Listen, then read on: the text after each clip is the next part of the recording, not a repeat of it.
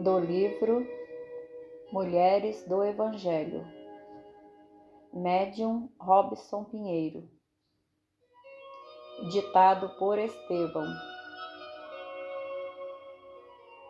Sua história foi uma história de sofrimento e de provações. Desde a adolescência, acostumou-se com as dores frequentes que sentia e os incômodos de sua saúde frágil. Sob a tutela de abnegada dama, ela soube enfrentar dolorosamente a falta da mãe, que perdera a vida anos atrás, deixando-a órfã. O pai, homem trabalhador e honesto, dedicava-se ao seu ofício, provendo assim o sustento para o lar. Após o luto e a viuvez, contraíra novas núpcias, e a filha fora adotada pela madrasta como se fora fruto do seu próprio ventre. Desde cedo, aquela jovem aprendeu o manejo do tear, fabricando belas peças de fazenda. Do linho puro, tecia mantos formosos, que vendia para auxiliar a família quanto pudesse. Em determinada ocasião, o pai terminou por perder a vida, dando assim vitória à doença que o consumiu durante longo período. Restava-lhe agora somente as bênçãos de um casamento que desejava que fosse feliz. Donzela viu seus sonhos se esvaírem quando a saúde tornou-se-lhe mais delicada. Estranha hemorragia se manifestou, requerendo maiores cuidados por parte dela e da madrasta. Não podia mais trabalhar como antes, o que comprometeu severamente o orçamento doméstico.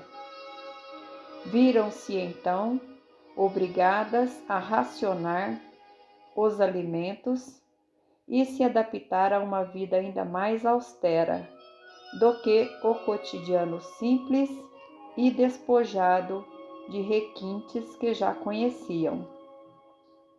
Os tempos eram difíceis e a falta de uma presença masculina paternal tornava as coisas bastante delicadas, em especial na sociedade machista e patriarcal em que viviam. A jovem moça era obrigada a sacrifícios extremos. A estranha hemorragia transformou-se também em motivo de angústia, de pesar. De acordo com as leis religiosas vigentes, que pautavam toda a convivência social, a mulher com fluxo menstrual era tida como imunda. O homem era proibido até mesmo de tocar qualquer mulher em tais condições. No caso daquela jovem, a situação era ainda mais grave, pois o seu fluxo de sangue era ininterrupto.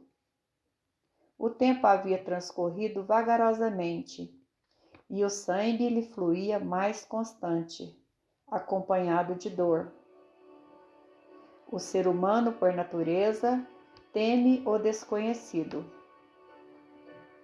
Num misto de fascinação que encanta e horror que amedronta, o desconhecido geralmente expõe a fragilidade dos conceitos humanos. Distante ou sem conexão estreita com as leis divinas, apavora-o a possibilidade de entrar em contato com o que lhe demova a aparente segurança e o faça confrontar-se com a realidade nua das verdades espirituais. A simples menção da incógnita assusta, causa temor, pavor e, dependendo do nível de desequilíbrio íntimo, pânico. Reações de violência e brutalidade são esperadas por parte do ser na infância do espírito. Advém daí as atitudes de preconceito, discriminação e segregação, como se banindo o desconhecido ou o diferente, o homem pudesse eximir-se dele. Vítimas das mais diversas enfermidades físicas ou psíquicas, nas mais variadas épocas e culturas, experimentaram a rejeição e o repúdio social e a enfrentaram a reclusão em inúmeras circunstâncias. Por interferência de amigos, a jovem hemorroísa procurou por longo tempo os facultativos da época, não logrando resultados.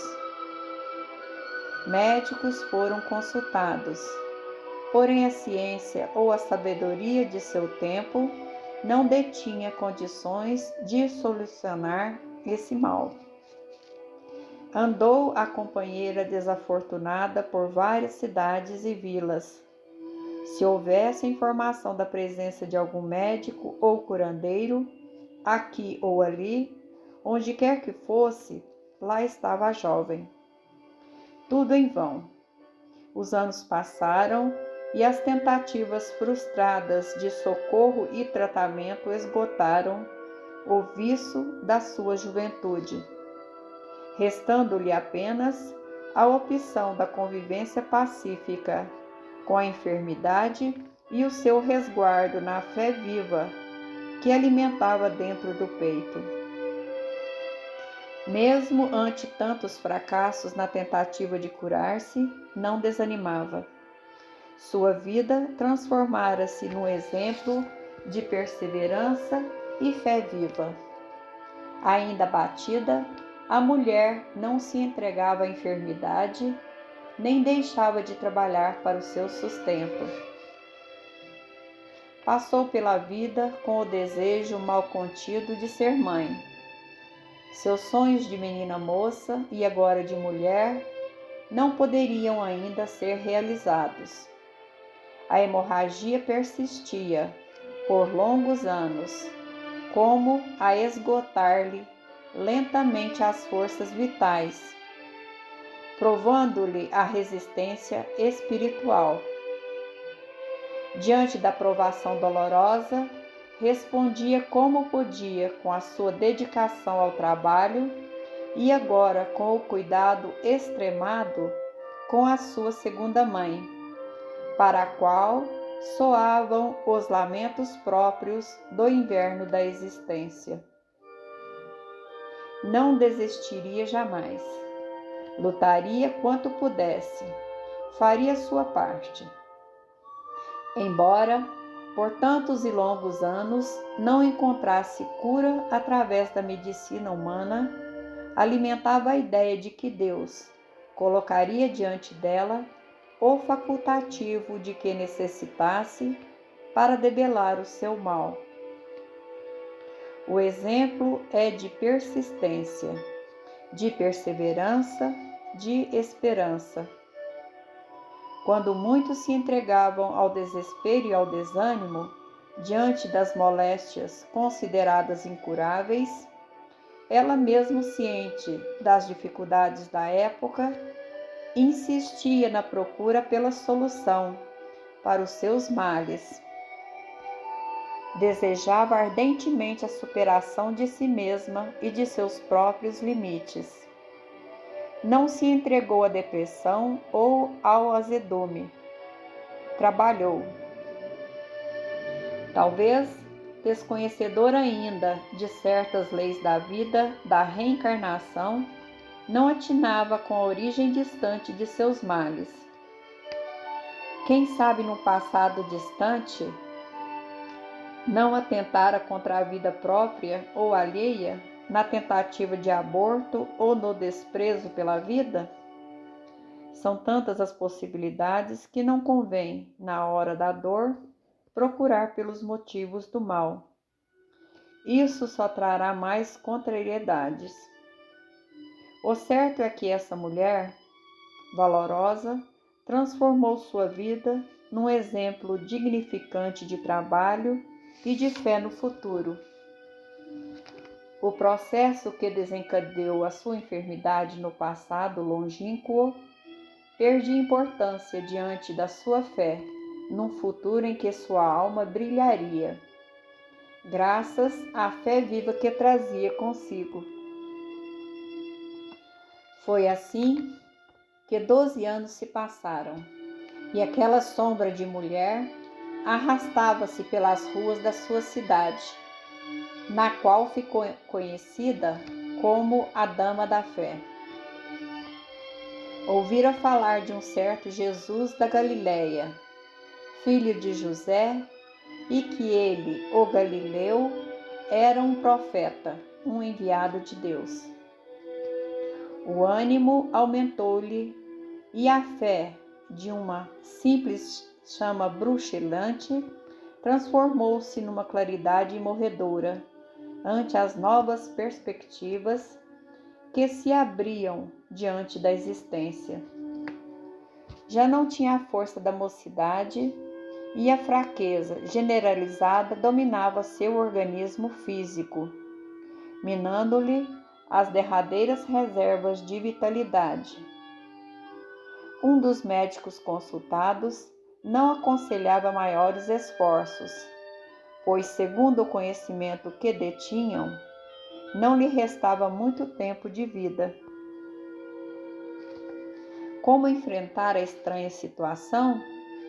E esse Jesus do qual tanto falavam, será que não estará nele a sua esperança de melhores dias? Orou fervorosamente ao Deus de seu país. Confiava que talvez somente de ouvir as palavras do Rabi encontraria forças para suportar o momento crítico que se avizinhava. Já estava quase desfalecendo. No entanto, à medida que o corpo fragilizava-se, aumentava-lhe a confiança no futuro e a certeza de que fios invisíveis a conduziam, orientando seu destino. Andava pensativa pelas ruas, quando ouviu um murmúrio que aumentava lentamente. Ao longe avistou uma multidão que se aproximava. O coração palpitava e parecia que estranha emoção a dominava. Era tarde, a tarde da história sofrida da humanidade. A dor muitas vezes atua como grande impulso à evolução dos seres. Desejando a felicidade plena, o homem empreende recursos e luta para debelar a dor, alargando os horizontes da consciência. Aproximava-se cada vez mais a multidão que envolvia o Rabi por todos os lados. No ímpeto de fé, a mulher arroja-se em meio ao povo, tentando abrir passagem para atingir o Mestre. Seu caminho é obstruído, no entanto, pela gente que procurava beneficiar-se com a presença de Jesus. Não conseguia romper o cerco de pessoas que acompanhavam o Senhor. Sua fé, porém, alcançava forças desconhecidas pela multidão. O coração daquele que crê caminha bem mais longe que seus pés. Novo impulso empreende a mulher hemorroísa rumo ao seu objetivo. Não sou merecedora do seu olhar, pensava ela. Contudo, sei que dele emana poder, força curadora. Neste momento, a aura do Mestre expande-se e seu pensamento entra em sintonia com o pensamento da mulher enferma. Ele continua seus passos, sem ignorar-lhe as necessidades. Ela aproxima-se cansada, aflita, cheia de esperanças e movida por intensa fé. Num dado momento, a multidão dá-lhe passagem e ela tenta a todo custo chegar até o profeta Galileu. Apenas um minuto a separa do seu objetivo.